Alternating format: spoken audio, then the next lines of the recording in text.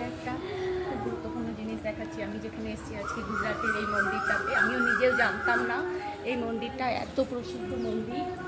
এটা তোমার 4500 বছরের পুরনো মন্দির।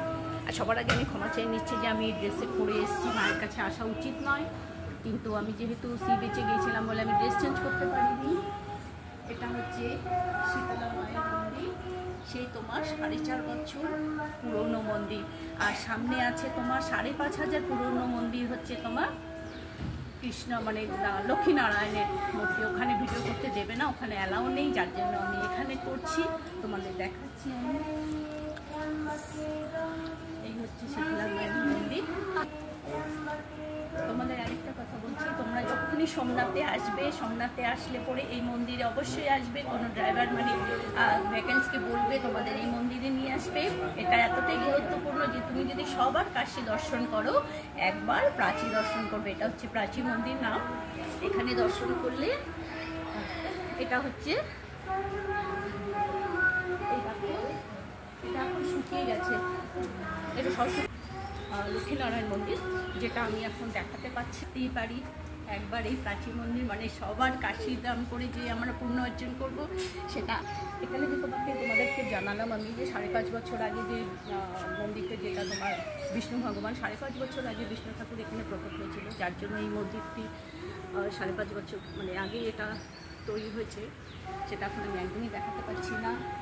তোমাদের এই মন্দির দেখাই। ওখানে পেছনে আরেকটি মন্দির আছে, দুর্গা মন্দির, পেছনে দুর্গা মন্দির আছে, এখান দিয়ে দেখো না, পেছনে আছে দুর্গা মন্দির।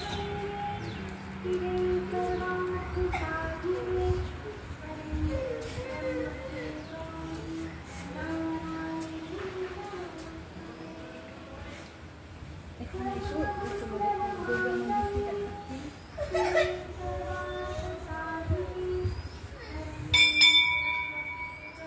এই যে এটা হচ্ছে দুর্গা মন্দির, দুর্গা মায়ের মূর্তি।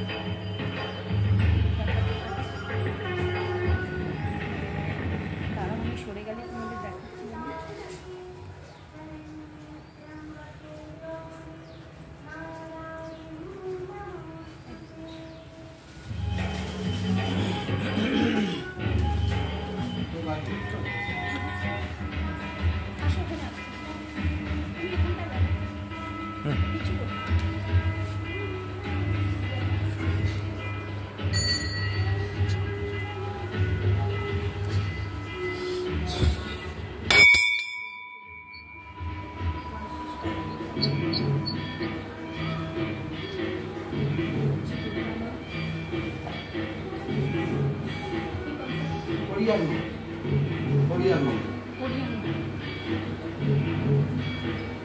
কোরিয়ান মা বলছে, খুবই সুন্দর।